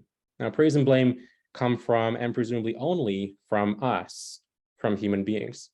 Now, say our reactions are also causally determined. That is, praise and blame, they are themselves determined by the past and the laws. Every action, every reaction, causally determined by the past and the laws. Causal determinism is true. Would we deserve others' reactions to our acts? Would that praise and blame be deserved? Well, according to incompatibilists of various stripes, of course, there are many distinctions here to worry about, as Kristen has very nicely pointed out. Would blame instead be undeserved? Well, I could say yes. On my reading of some Buddhist accounts, the answer is, well, it's something like a confusion. It's something like a category error. Our blame is neither deserved nor undeserved. It's a bit like asking whether the sun deserves plants' phototropism when sunlight triggers a plant's hormones to bend itself toward the sunlight. It's not really correct to say either way. It's a confused question. But here's my question, and here's the question Strawson asks, and it's the question to which I'll answer yes. Is moral responsibility compatible with determinism? I understand Strawson's answer to be a reframing here as follows. Could a requirement of human life, basic human social life, is that compatible with the truth of a thesis about a metaphysically arcane, abstract, socially irrelevant feature of a world such as ours? Well, the answer to that question is yes. Now, Strawson says he doesn't understand what determinism is at the beginning of his paper. I take his point to mean that determinism doesn't really matter for moral responsibility. For my part, I would say I do understand what determinism is, or at least I think I do. I don't know what free will is, but I understand more or less determinism and moral responsibility to say yes to this question, to build on Strawson's answer. Okay, so there's my argument in brief, and here are the 4 elements I'll address here. Of course, I'll also speak briefly about how my view differs from neighboring views, Fisher's view, Wallace's moral reasons responsiveness, and some Strawsonian compatibilisms. So some quick terminology here that I'll just define before using. Semi-compatibilism, of course, is the view that determinism is compatible with moral responsibility, whether or not we have access to alternate possibilities. Of course, not the first semi-compatibilist, building here on distinctions. John Martin Fisher's worked on this for decades, building also to some extent on Frankfurt cases, though, of course, as Fisher points out in his 1982 paper, I thought I had an original point until I read it, Frankfurt cases do not support compatibilism. These are counterfactual sequence, removal of alternate possibilities, not actual sequence. By the objective attitude, in contrast with the participant attitude, I just mean the collection of attitudes which is free of resentment, anger, love, forgiveness, jealousy, the participant attitudes, the reactive attitudes themselves. The participant attitude is the one we naturally take in our relationships and interactions with other humans. It involves anger, resentment, love, forgiveness, gratitude, and so on. And by responsibility concerns, I mean the concerns that explain why we care about goodwill and ill will, developing a concern-based construal, following Begla and Shoemaker in response to Patrick Todd's dilemma here. Okay, so just some quick stage setting there. So let me talk about this first element, degrees. Why do degrees matter for moral responsibility? Of course, it's interesting to talk about the fact that moral responsibility comes in degrees. This clarifies the phenomenon of responsibility. What is it? And that's worth doing in itself. And so it's not just my work. So I've got my, couple papers here, Kentness analysis, but Nelkin and Noose, Hannah Tierney, and Peter Strawson, of course, as well. There's been some interesting work here done on exactly how moral responsibility admits and must admit of degrees. But it's not enough to stop there. So, and this is something I'm a bit quick on, and some of my own prior work as well, and so is Strawson. So we can say that if determinism is true, then the probability of, for any event, including any action, is precisely 0 or 1, nothing between 0 and 1. 0.57, 0.39, 0.86, of course, it's not gonna work. If it's in the actual sequence, it's 1, otherwise 0. We often hold agents due to general status, such as adolescence, or due to particular features such as duress, as somewhat on the hook. So we have here at least the appearance of an important mismatch, but that's not enough to get us the claim that that in fact moral responsibility does admit of degrees in a way that determinism does not. So and to support compatibilism in this way, you might say that this in fact supports incompatibilism. If we have this mismatch, then why shouldn't there be an important asymmetry? Plus, as some have argued, there's an important distinction between cases of degrees and cases of penumbral cases of responsibility. So in other words, you can be unsure of whether someone, something perhaps, or even a group is responsible and still deny that their responsibility comes in degrees. So this is an important distinction. So I want to clarify exactly what's meant here, and what I mean by the relevance of this mismatch is that this is evidence for the claim that determinism operates in a different sphere from that of our responsibility attitudes, practices, and concerns. That's why Strawson writes, the treatment of such creatures must therefore represent a kind of compromise, constantly shifting in one direction between objectivity of attitude and developed human attitudes. Rehearsals insensibly modulate towards true performances. The punishment of a child is both like and unlike the punishment of an adult. Okay, he goes on to compare this progressive emergence, this gradual fine-grained emergence, with the 1 or 0, only possibilities under determinism. I won't read out the rest of the passage, but here's how roughly I understand his point. And please pardon the Toronto Blue Jays here. This is me, of course. So I understand Strawson's point to be something like the following, and I have a reference here to Anne of Green Gables. Okay, just we'll skim over the details. So we start off with total objectivity of attitude. We suspend the reactive attitudes. As we go on, we increase the depth, the complexity, the presence of resentment, of anger, of these normal participant attitudes. These are suspended initially, and these increase as we go on. That's the claim here. So we have this very fine-grained gradual emergence. And of course, this is not, I'm not saying anything earth-shattering. This is just supposed to be building on our normal understanding of responsibility attitudes, how they work. So we have this fine-grained emergence. It's something which can't really be explained. It's not in any way explained by determinism. In particular, 1 or 0 for, well, is it true or not for actions during infancy, early childhood, adolescence, through the transition to adulthood.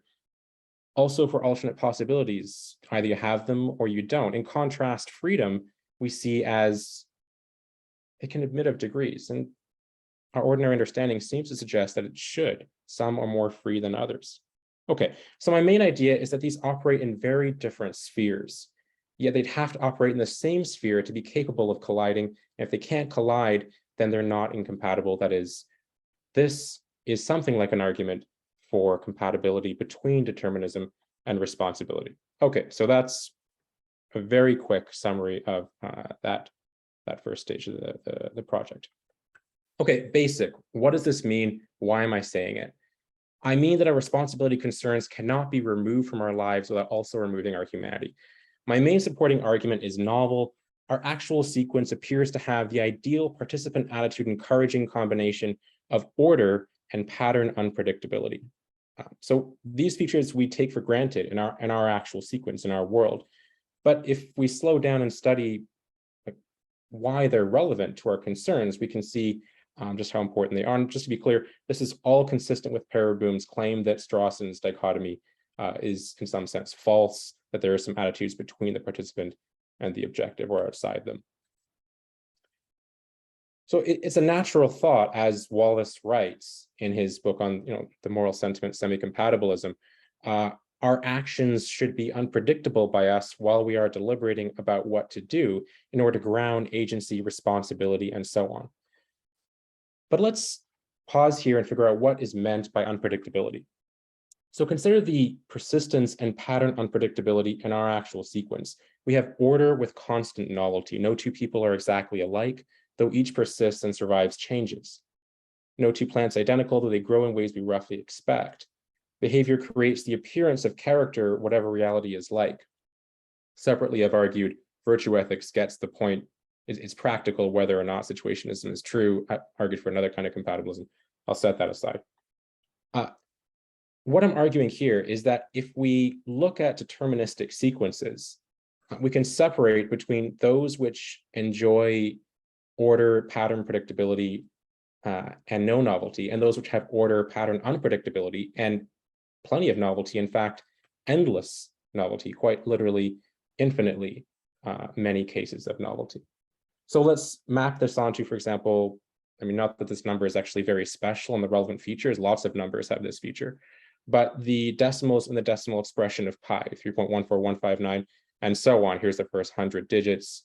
I was going to give you all of them, but anyway, it's a bad joke. So these sequences are deterministic, mathematically orderly, pattern unpredictable, non-repeating, and non-terminating. That's a mouthful. It means something fairly straightforward.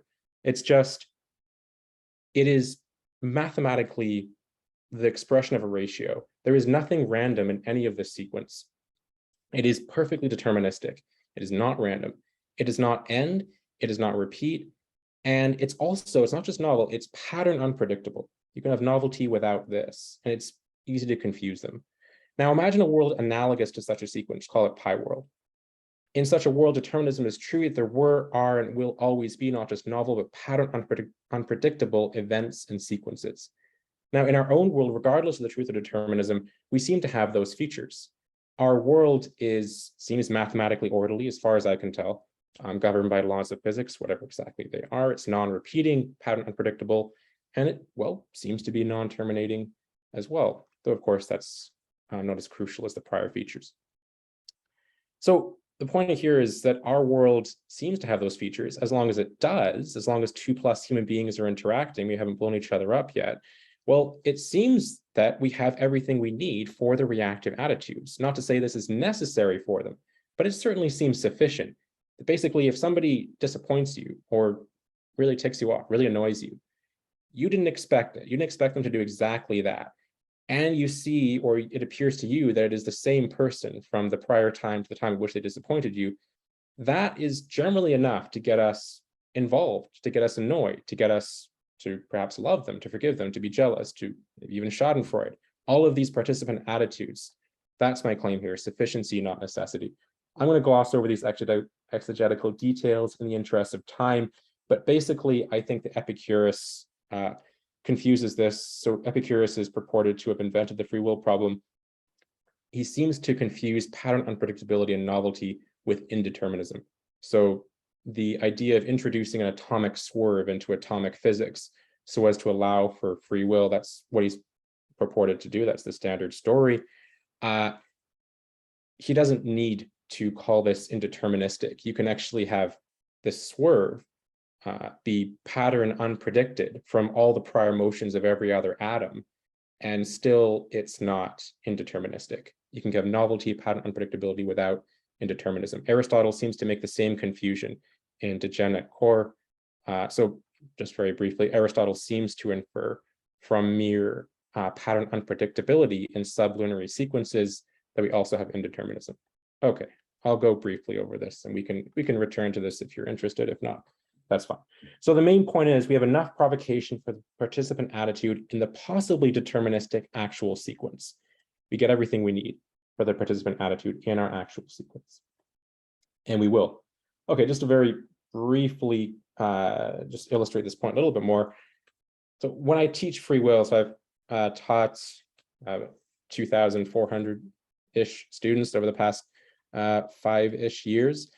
And so in Canada and in the US as well, now at Skidmore. So when I talk about free will, my students, the standard picture is the forking paths picture. So I ask for a show of hands. Pretty sure they're being honest with me. This seems to be their view. You go to college, you don't. If you go to college, you went to college, certain things would have happened. You could make further choices, and so on. Of course, we're all familiar with this. When I define determinism for them, they right away move to this picture: birth, college, death. Okay, a little more variegated. Something like this: birth, Skidmore, get job, other major events, death. So my point here is just that contra Epicurus, at least my reading of Epicurus, Aristotle, and perhaps also Wallace and others, we can have a deterministic sequence and also have pattern unpredictability. In fact, we do seem to have that. Everything we need for interest in our lives and for the participant attitude as well. Okay. That's the main idea. We can come back to this if you guys have questions. Okay, non-rational. What am I saying here? Why does this matter? When I say non-rational, I mean that our responsibility concerns are neither rational nor they're irrational. Now, why not rational? Well, so I've argued in other work that they're grounded in our reactive rather than our reflective tendencies. And indeed, our reflection shows that negative reactive attitudes are usually harmful to us and to others. They cut against our reflective capacities and their uses. Nor are they irrational, since it seems that only rational creatures have these concerns, and the positive reactive attitudes are usually beneficial to us and to others. And we often try to rationally justify them. So they're neither rational nor irrational. And briefly, I want to argue here that if anger, resentment, the other reactive attitudes occur immediately in particular instances where we perceive someone's bad will, even if and perhaps in part because we've not rationally considered the context, circumstance, then the reactive attitudes occur before we have found them rationally justified or unjustified. Now, if that's true, then attempts at rational dissuasion will be ineffective, or so I've argued, so I want to maintain here. Concerns about determinism in relation to choice, free will, access to ultimate possibilities, so on, these are drawn from reflective considerations. They come after we have thought about things, after we thought these things through, including apparent instances of bad will. If that's right, then my claim here is that we have different spheres of operation between the deterministic concerns and the responsibility concerns. The objective attitude, at least for Strawson and on my view here, is paradigmatically rational, whereas the participant attitude is non-rational, not to say irrational. Strawson writes, what is above all interesting is the tension there is in us between the participant attitude and the objective attitude.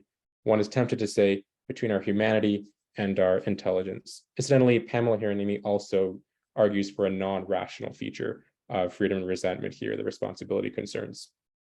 Her support and development is a bit different, but just to put that in some more context. Okay, and now finally, the sort of clinching point here. Why does all of this really matter? Why couldn't we say all our concerns are mistaken? Why couldn't we say that all that is irrelevant, really? Well, what I mean here is that, so let's start off with a dilemma posed by Patrick Todd for Strawsonians. So Todd writes, either the responsibility facts are fixed by us or by stuff outside us. If the facts are fixed by us, then we get a problematic relativism. If the facts are fixed by stuff outside us, then we get an anti-Strawsonian brand of Platonism.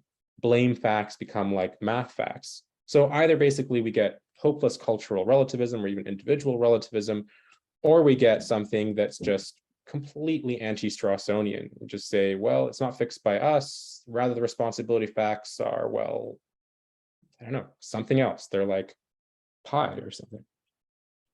They're independent of all of humanity, all of our concerns. So that's the dilemma. Now, here are two replies to it, two ways to try to disarm that.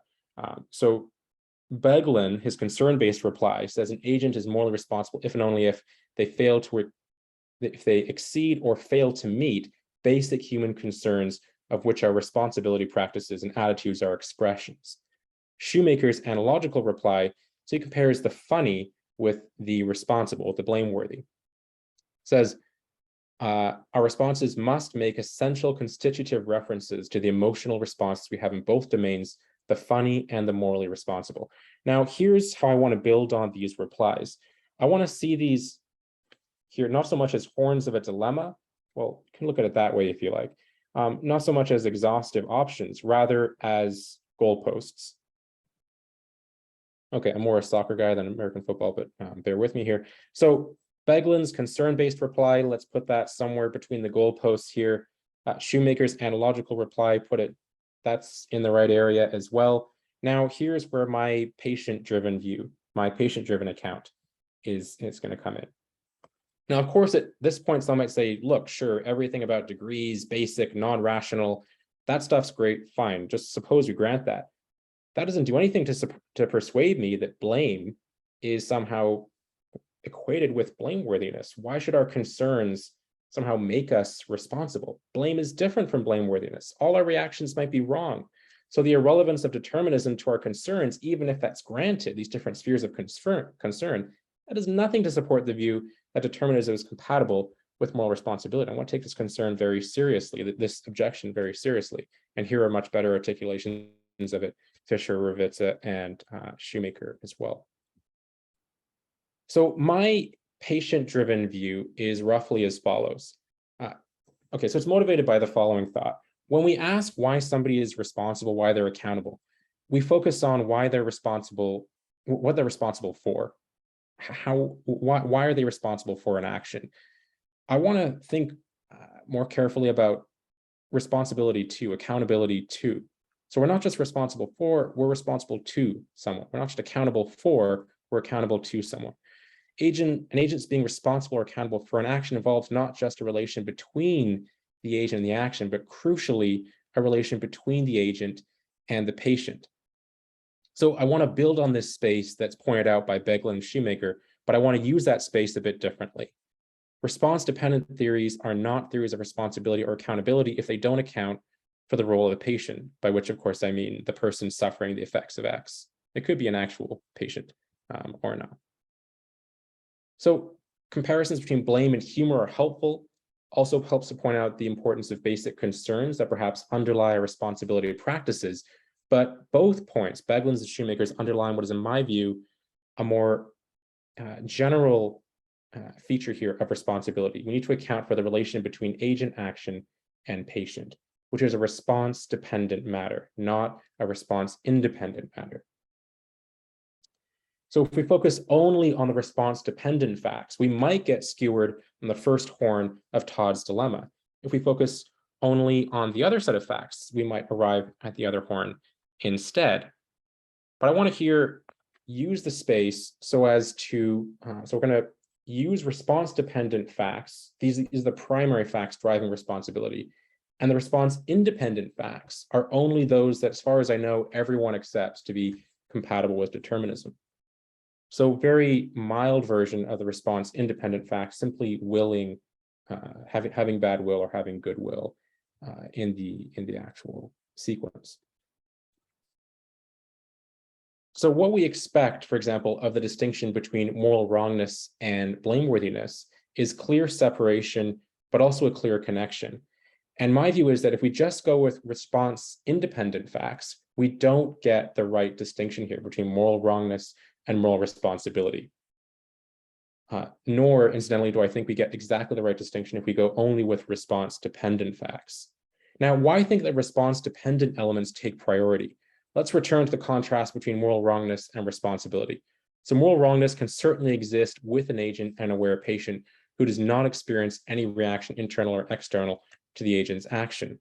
But it would be odd to speak of blameworthiness with such a patient. This just seems deeply confused. What marks this distinction then, in my view, is the patient's reaction. Now, all of this constitutes moral responsibility. All of this is compatible with determinism. So this is an argument for the compatibility between determinism and moral responsibility. All right, let me just say very briefly here a couple things about the relation between my view and neighboring views, and then I will definitely shut up. So about reasons responsiveness, I won't go over the details of this theory. We're all quite familiar with it. So of course, this is, in my view, and I think in the views of many other people, the gold standard for disarming determinism. What I'm presenting here is not an objection, to be clear, to that theory, nor do I think I really have a great one. But setting aside others' objections, libertarian objections from Van Inwagen, Kadri Vavelen, for example, the compatibilist side, she's argued that we need the ability to do otherwise for freedom and responsibility. My position is reasons responsiveness may be sufficient, but is not necessary. We don't need that. We don't necessarily need all that for moral responsibility. So guidance control is a modest requirement for moral responsibility. My condition, I need a much catchier title, Straussian semi-compatibilism, does not require that our reasons responsiveness is necessary or sufficient for responsibility. It doesn't even require we can be reasons responsive under determinism. It's enough for responsibility that we have the non-rational, degree-sensitive, basic, patient-driven, and determinism orthogonal, importantly, participant attitude. Now, why is this an advantage? You can say that's a difference. Why is this a good difference for me? Why does this? Well, the idea is to respond to critics all the way from the libertarian end of the spectrum to the compatibilist end. Semi-compatibilists have a more secure answer in the social metaphysical mismatch of moral responsibility and determinism. So rather than try to fit responsibility under the constraints of determinism, we can step back and see that our responsibility concerns are orthogonal to determinism. Now, of course, I understand reasons responsiveness also argues that alternate possibilities are irrelevant to moral responsibility. This is a different way of arguing for that claim. It's a social versus metaphysical mismatch. And just to be clear, for all this, it may well be that Peter Strawson, he under-intellectualizes the responsibility facts, as Fisher's paper here nicely argues. I don't want to contest that. On the contrary, what I want to do here is just re-intellectualize so I don't want to buy Strawson's claim here that everybody under-intellectualizes anything. I don't know if that's true. I'm simply saying that we can re-intellectualize freedom and resentment. We can support its claims in a more rigorous way and make precise what Strawson has in many cases left somewhat vague. Briefly here, so Wallace, moral sentiments, grounding semi-compatibilism. I'm sure you're familiar with this view. But briefly, my view, of course, is a non-rational grounding for moral responsibility.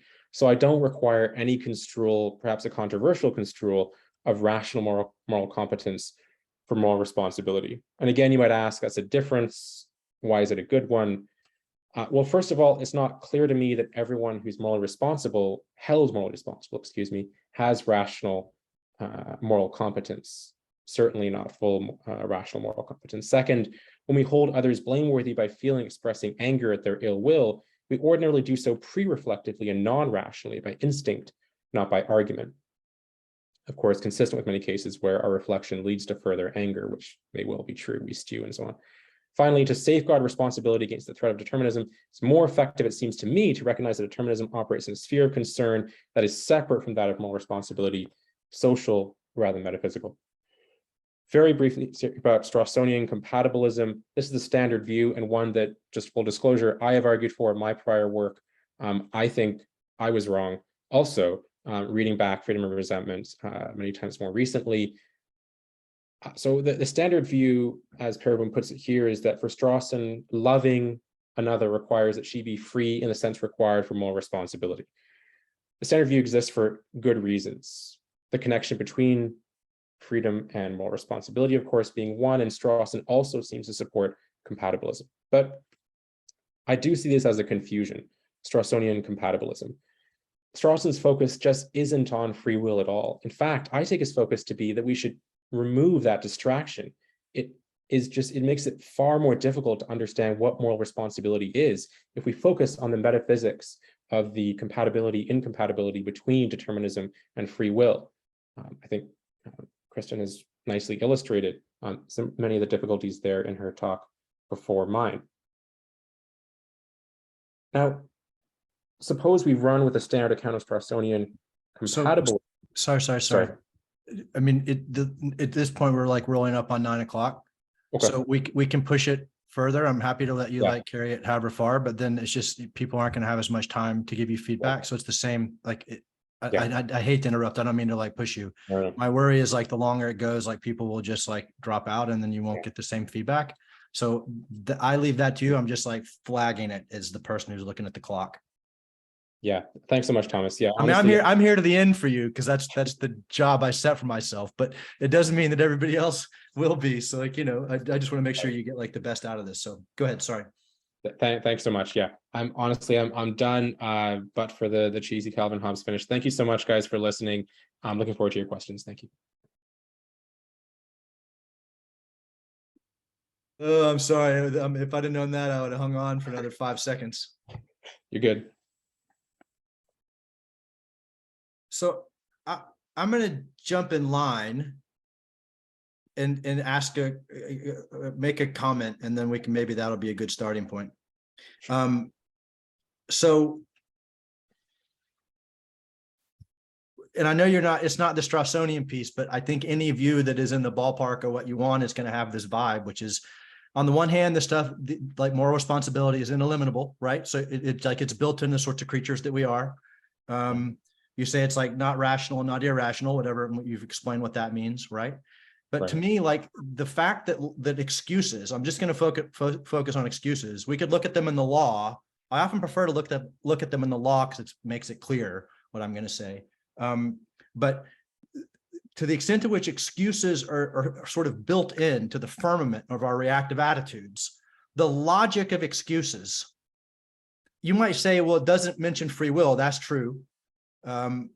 I may not like read excuses. I may not filter excuses through the lens of free will, but I do filter them through the notion of like luck and control, all those things that we also talk about in the vicinity of free will. And what I say is, so why do I excuse your behavior when you harmed me?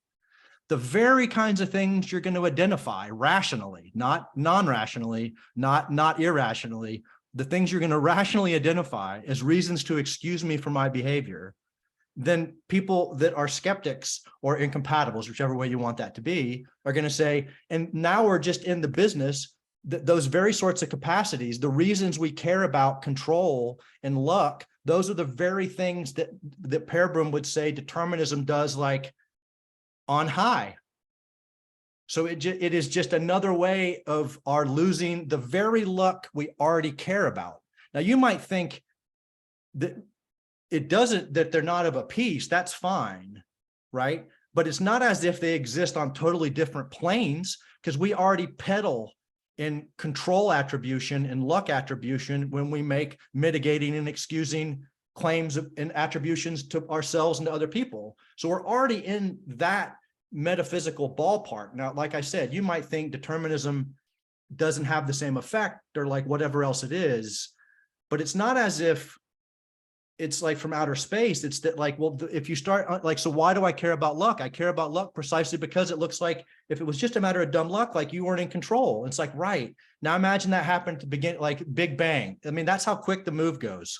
Once you give me the excuses and why you care about them, I'm just going to like, well, this is, Kristen might like this. We'll call it like big banging them, you know, like give them to me at the little local thing and I'll just like shoot it back into the past. And then like, so you can't just make it go away by saying, oh, well, like these things are ineliminable. Because what you might just say is, well, it turns out that we have moral attributions that are fundamentally unjustified and we can't get rid of them because of the human condition, but that doesn't make them justified. And you might say like Straw's gonna say, look, it's not a function of justified. And you're like, yeah, but it's not a function of justified. That's fine. But it also should matter that they can't be justified. It might be true that they can't be justified, but it'd be weird to think, oh, I don't even care that they can't be justified. Instead, what you say is like, shit, weird. It'd be great if they could be justified and they can't. Strange creatures we are. Not, oh, these aren't even the sort of things. Sorry. So like, that's just me being like the grumpy like response to Strawson. But I'm not sure which part of that, because like I think your view probably inherits like some of that, yeah? Even if it's not some of the like more narrowly Strawson stuff. Anyway, but like the talk seriously was great. It's like it was like a great. I was happy to sit through it because like I appreciate what you're trying to do and yeah, so it was good. But that's my general take. Whatever. Yeah, no, yeah, thanks so much. If that was grumpy, I'm super grumpy all the time. That was very helpful. All right, so luck, determinism, all sorts of things associated with determinism. If I understood the objection correctly, these are part of our concerns. They're rationally part of our concerns. And not just that, but you're saying they're part of how we try to rationally justify our reactions, anger, resentment, and so on. That's roughly the objection, right? And so we can't just say, well, just shove that aside.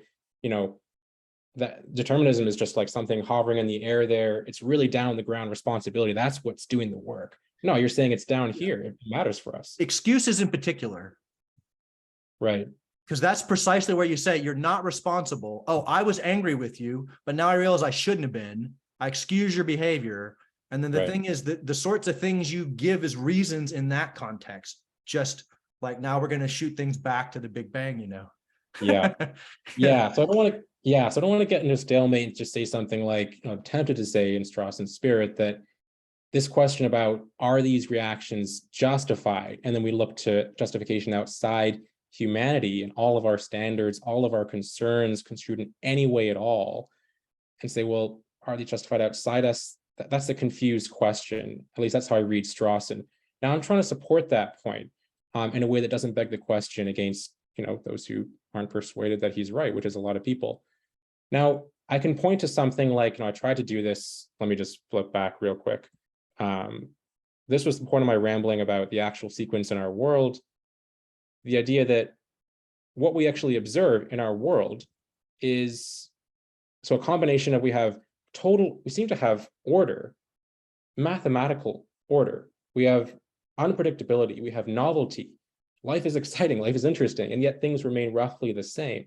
We have everything we need to, in other words, give us the appearance of totally valid excuses and reasons also to hold responsible. I don't know that we will ever run out of that. As long as there are human beings interacting, we will find reasons to get annoyed with each other. That seems like a pretty safe prediction, given the way our world has worked. And so I want to say, look, all those concerns that you're associating with determinism, they might appear to be associated with determinism. It doesn't require that there are actual alternate possibilities, that those are compatible with determinism and so on, or incompatible, whatever the case is. All of that really is beside the point, which is us. That's why I'm calling this our responsibility. So this isn't driven from metaphysical considerations here. It's drawn from social reality and what I think are fascinating features of our actual sequence. We don't need the counter. We don't need the branching, the forking paths. Our actual sequence is more than complex and rich enough to ground all of this. And I think a lot more, but Anyway, I'll just stop there. Thanks so much, Thomas. Seriously, like I said, it was good. It was great. Yeah, thanks. You were at the crossroads of this is the Strassonian. It's like, look, I'll say this, like I'm happy that you can try to figure out a way of like pulling out the parts from Strawson that I might agree with and leaving the parts I don't. So that's to me like progress. Yeah, John, sorry. No need to say sorry. Thank you, Daniel. That was really interesting. Of course, I agree with a lot of it. And the one thing I wanted to suggest about Patrick Todd's dilemma. You know, I always think, I mean, the same problem comes up with ethics in general or any other analytic project, really, is what I think is we start, you know, it's like the Rawlsian reflective equilibrium approach or a coherence approach that relative to a group, we have intuitions, consider judgment, we have principles, we tinker with them and we seek a reflective homeostasis. But that's within a group, and Rawls thought you can't really say that there are objective truths, let's say, about justice across groups. It's just his attempt was to systematize our judgments and our views. That's kind of the way I think. That's my methodology and moral responsibility theory. So I don't know why that's hopeless relativism. I mean, so I think that if they're in our culture, in our society, we have intuitions that someone's being directly manipulated in a non-responsive way, they're not responsible. Someone who's subject to, I don't know, subliminal advertising, they're not responsible. But then we have other intuitions and we try and systematize them. But there may be another culture in which they believe coherently, or I mean, they've achieved a kind of cohesiveness and an equilibrium. They believe schizophrenics are responsible. They believe people being manipulated are responsible.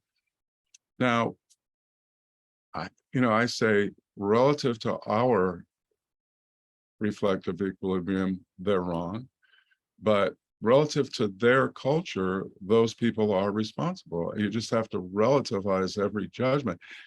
Is this hopeless? Well, it's not worse than what you have to say just about in every area of philosophy, according to me. So anyway, sorry, I went on too long. I would just say about my good friend, Patrick, his dilemma.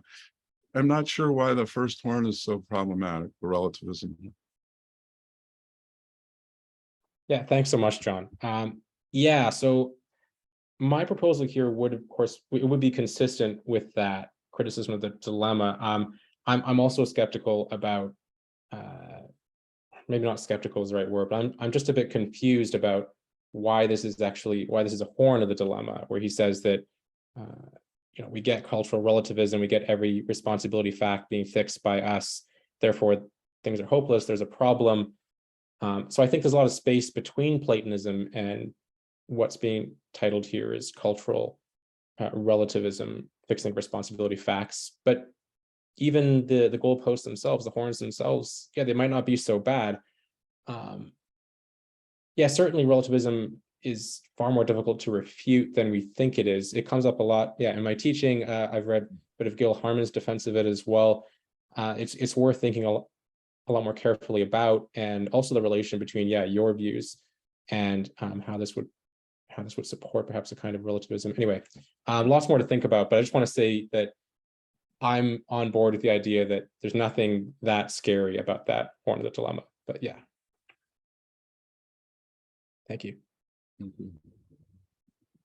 I just want to say quickly, again, I really found this fascinating paper.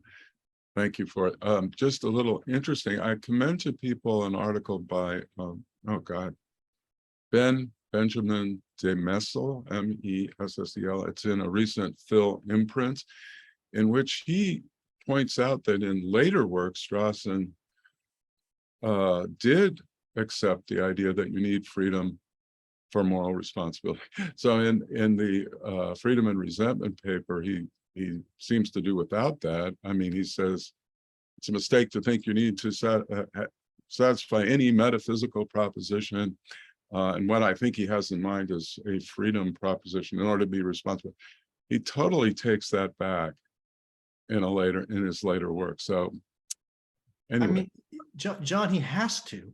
yeah, You can't make sense of you can't make sense of the logical space of moral attribution yeah, if you don't have some metaphysical things. People have to have an understanding. They have to have an awareness of the facts. They have to have a sophisticated enough cognitive apparatus. They have to have certain volitional powers. They have to have control. So you can say well, you don't need free will. You need all that. yeah. But you don't need free will. And then a lot of times compatibilists say, well, that's just the stuff that we meant by free will. Right, right. And if you look at his excusing, has justifications and excusing and all this stuff. But if you look at them, one of them is he was pushed. He had to do what he did, and that just really suggests that you need a kind of freedom to be responsible. And so later, he admits that. I mean, there's still tremendous brilliance in this paper, but Yeah, of course. it's something the people who've drunk the Strawsonian Kool-Aid aren't aware of the later work for some reason. Yeah, thanks for that. We'll check that out. So sorry, just so I remember. So you said what was Benjamin Demisel?